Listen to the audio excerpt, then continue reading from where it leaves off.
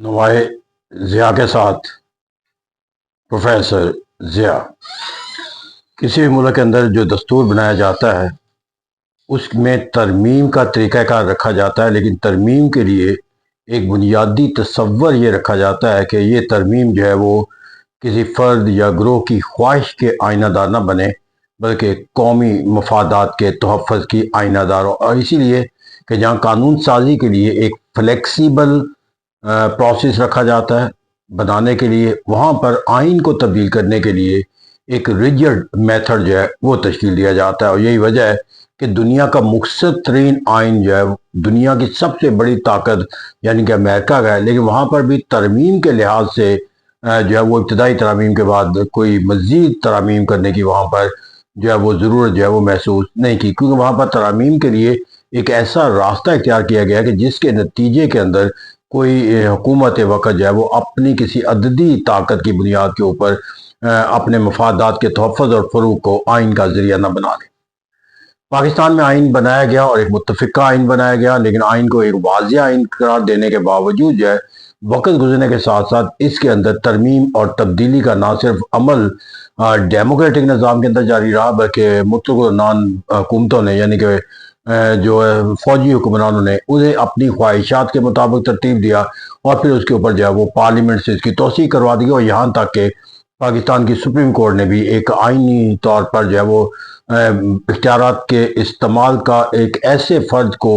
तरमीम का भी इख्तियार दे दिया गया जिसकी उसे पार्लियामेंट से भी मंजूरी लेने की ज़रूरत नहीं थी। इस तरह कहते हैं यहाँ पर आइनी तरमीम के हवाले से वो जो बुनियादी फ़लसफ़ा है कि कोई फ़र्द या कोई ग्रोह इसको अपनी मर्ज़ी के मुताबिक तब्दील ना कर सके, यहाँ पर तो अमली तौर पर इसको इख्तियार नहीं किया गया। अलबत्ता एक एहतियात जो बरती गई है कि कम से कम जमहूरी निज़ाम हुकूमत के अंदर जब आइन को तब्दील किया जाए तो उसके लिए जो है वो कम से कम हमें 2/3 मेजॉरिटी की ज़रूरत हो। लेकिन अब ये 2/3 मेजॉरिटी को हासिल करने के लिए जो रास्ते हमने पाकिस्तान में अडॉप्ट कर लिए गया कि यहाँ पर रिज़र्व सीटों की बुनियाद पर अक्सरियत हासिल कर ली जाए या किसी को जो है उसकी पार्टी से छोड़कर उससे वोट हासिल करके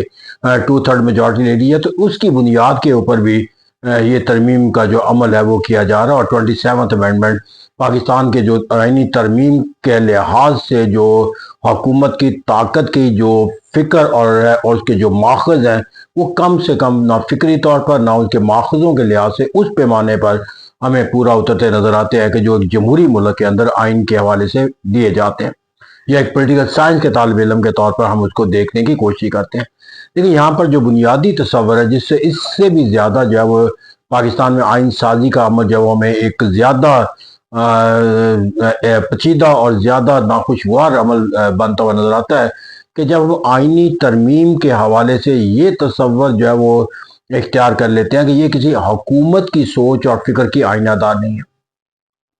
ये जो आइनी तरमीम है उसके मतलब हमें ये तस्वर कर लिया जाता है कि इस आइनी तरमीम को तश्कील देने के अंदर और आइन के अंदर तब्दीली लाने के लिए जो है वो पाकिस्तान के अंदर जो हुकूमत का एक इदारा यानी कि अदल इंसाफ का निज़ाम और हुकूमत के मातहत काम करने वाला एक इदारा जो है वो इस्टेब्लिशमेंट उसकी सोच और फ़िक्र के तहत जो है वो इसको तश्कील दिया जाता है। इस तरह जब एक निज़ाम के अंदर जो है आइन को तब्दील करने के लिए जो है वो सिर्फ जमहूरी जो रास्ते हैं उससे वो रास्ता ना निकाला जाए, बल्कि गैर जमहूरी पहलुओं को भी शामिल करके एक सियासी अमल तश्कील दिया जाए, तो यहाँ पर आइनी तरमीम के हवाले से मेरे नज़दीक जो सबसे बड़ा पहलू पाकिस्तान के लिए एक तलख पहलू रखता है वो ये है कि इस आइनी तरमीम को जो है वो जब एक उनके आइनी तकाज़ों से बालातर होकर इसे ना सिर्फ सियासी तकाज़ों से बालातर तस्वर किया जाएगा, बल्कि इसे जो है वो एक अफिलिएशन का जो दर्जा दे दिया जाता है नॉन पॉलिटिकल फोर्सेस के साथ, वहाँ पर जाकर इसके ऊपर जो तरमीम और तब्दीली का तस्वर जो है उनके साथ हम मांग करने के नतीजे में मेरे नज़दीक जो पहलू यह है कि जब इन पार्लियामेंट के जो आइनी तरमीम का जो इख्तियार है उसको इस्तेमाल करने के नतीजे के अंदर जो इसके अंदर तारीफ़ और तनकीद के जो पहलू पैदा होंगे वो सिर्फ तारीफ़ और तनकीद के पहलू जो है वो उस लिहाज से पार्लियामेंट तक महदूद नहीं रहेंगे, या जिन्होंने आइनी तरमीम की उस तक महदूद नहीं रहेंगे कि सियासी जमातों पर या सियासी कुव्वतों पर, बल्कि गैर सियासी कुव्वतों को भी इसके साथ शुमार किया जाएगा। इस तरह आइन जो एक सियासी अमल था تبدیل کرنے کا، ہم نے اسے غیر سیاسی عوامل کو شامل کر کے اس کا دائرہ کار جو تنقید کا ہے وہ ان پہلوؤں تک وسیع کر دیا ہے کہ جہاں پر تنقید کا کوئی دائرہ کار داخل ہی نہیں ہونا چاہیے۔ یہی وجہ کہا جاتا ہے کہ آپ سب کو تنقید کا نشانہ بنا سکتے ہو لیکن عدل و انصاف کے نظام کو تنقید کا نشانہ نہیں بنا سکتے۔ کہا جاتا ہے سب کو تنقید کا نشانہ بنایا جا سکتا ہے لیکن اسٹیبلشمنٹ یعنی فوج کو تنقید کا نشانہ نہیں بنایا جائے۔ لیکن جب ایسی ترامیم آئین کا حصہ بنتی ہوئی نظر آتی ہیں کہ جس کی تشکیل سے لے کر اس کو منظوری تک کا عمل جو ہے اس کو سیاسی قوتوں کے گرد ہم اس کا محور نہ دیکھیں بلکہ غیر سیاسی قوتوں کا دخل جو ہے اس کے اندر اس کا محور بنتا ہوا نظر آئے، تو پھر وہاں پر تنقید کا جو دائرہ کار ہے وہ ان تمام پہلوؤں پر محیط ہو جاتا ہے کہ جو آئینی ترمیم کے سبب قرار دیے جاتے ہیں۔ اور یہی ایک ایسا المیہ ہے کہ جس کی بنیاد پر 27th امینڈمنٹ کو جب میں پاکستان کے موجودہ حالات و واقعات کے تناظر میں دیکھتا ہوں تو میرے نزدیک سب سے بڑا جو تصور جو ہے جو مجھے بطور پولیٹیکل سائنٹسٹ کے طور پر جو ہے وہ تکلیف دیتا ہوا نظر آتا ہے کہ جب اس آئینی ترمیم کے اوپر تنقید کی جائے گی یا اس کے جو کامیابی کے جو کوئی پہلو اگر تلاش کرے گا تو جب اس کے وہ محرکات بیان کرے گا تو وہ محرکات جو ہے وہ کیسے جو ہے وہ ہمیں کنکلوژن نکالیں گے